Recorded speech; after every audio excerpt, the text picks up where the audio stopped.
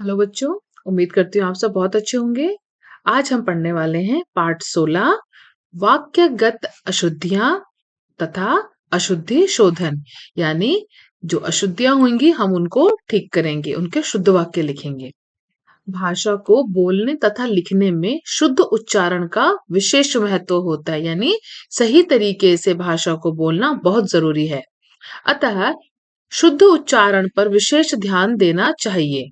कई बार अपनी मातृभाषा या बोली के कारण तथा व्याकरण संबंधी ज्ञान के अभाव के कारण उच्चारण में अशुद्धियां आ जाती हैं, यानी हम गलत तरीके से बोलने लगते हैं। अधिकांश विद्यार्थी लिंग, वचन, कारक तथा वर्तनी संबंधी अनेक गलतियां करते हैं। हम जो बोलते हैं वही हम लिखते हैं, तो शुद्ध उच्चारण होने पर ही हम शुद्ध भाषा को लिख सकते हैं। जैसे अशुद्ध है अलौकिक, इसका शुद्ध रूप है अलौकिक। एक और शब्द है संसारिक, लेकिन सही अगर तरीके से बोलेंगे तो उसे बोला जाता है सांसारिक। भाषाएं भाषाएं, हंसना हंसना, घनिष्ठ घनिष्ठ, आगामी, देखिए शुद्ध रूप है आगामी। नाराज, शुद्ध रूप में कैसे बोलेंगे? नाराज होता है, नाराज नहीं होता। अतिथि अतिथि, क्योंकि क्योंकि। परीक्षा परीक्षा, ब्राह्मण ब्राह्मण, अशुद्ध है ब्राह्मण, क्योंकि सही रूप है इसका ब्राह्मण। अमावस्या अमावस्या, कार्यक्रम कार्य, यहाँ पे है कार्यक्रम और उसका शुद्ध रूप है कार्यक्रम। अध्ययन अध्ययन, विशेषतया विशेषतः। ऐसे अनेक शब्द हैं जो गलत उच्चारण के कारण गलत ही लिखे जाते हैं। इस तरह वाक्य लिखते समय उचित पद क्रम का ज्ञान न होने के कारण कई वाक्य गलत लिखे जाते हैं। गायिका गा रही है, यानी गायिका कौन है? कर्ता, फिर कर्म और फिर क्रिया। वाक्य रचना करते समय शब्दों को उचित क्रम में लिखा जाना चाहिए। वाक्य रचना करते समय शब्दों को उचित क्रम में लिखा जाना चाहिए। हिंदी भाषा में सबसे पहले कर्ता, फिर कर्म और फिर अंत में क्रिया आती है। हिंदी भाषा में वाक्य बनाते समय लिंग, वचन, कारक तथा काल आदि का भी ध्यान रखना आवश्यक है। प्राय विद्यार्थी वाक्य बनाते समय जो गलतियां करते हैं उनके कुछ उदाहरण व शुद्ध रूप यहाँ दिए गए हैं। तो जनरली जो स्टूडेंट्स होते हैं वो क्या गलतियां करते हैं, उनके कुछ एग्जाम्पल्स हैं यहाँ पर, और उनको करेक्शन के साथ में भी यहाँ पे लिखा गया है, उनका शुद्ध रूप भी है। तो पढ़ते हैं। अशुद्ध वाक्य पढ़ेंगे पहले। राम, लक्ष्मण और गीता वन को गई। शुद्ध वाक्य है राम, लक्ष्मण और सीता वन को गए। मैं 10वीं कक्षा में पढ़ता हूँ। मैं 10वीं कक्षा में पढ़ता हूँ। मैं यह पुस्तक पढ़ा हूँ। मैंने यह पुस्तक पढ़ी है। शुद्ध रूप है मैंने यह पुस्तक पढ़ी है।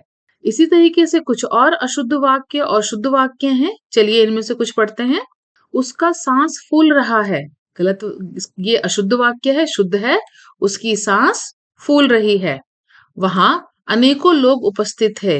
वहां अनेक लोग उपस्थित थे। उसका आंसू निकल गया।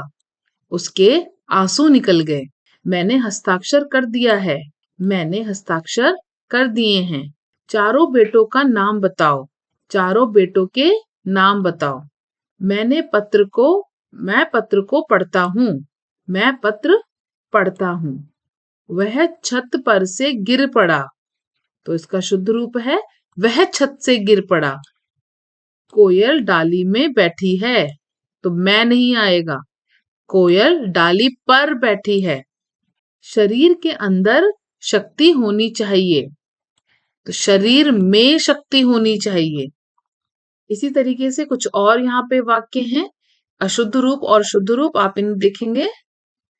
मैं सोमवार के दिन आऊंगा। अशुद्ध रूप है मैं सोमवार के दिन आऊंगा। इसका शुद्ध रूप है मैं सोमवार को आऊंगा। मैं घर को जा रहा हूँ। मैं घर जा रहा हूँ। अभी गाड़ी आने को देर है। तो गाड़ी आने को देर है, इसका क्या मतलब है? ये अशुद्ध है। इसको सही तरीके से लिखेंगे हम, अभी गाड़ी आने में देर है। हम आपसे कहा था, हमने आपसे कहा था। इसका उत्तर मैंने कविता को पूछा, इसका उत्तर मैंने कविता से पूछा। आजकल 10 रुपया में क्या आता है? आजकल 10 रुपए में क्या आता है? हर एक ने कमीज पहन रखी है। हर एक ने कमीजें पहन रखी हैं। तो यहाँ पे वचन गलत है।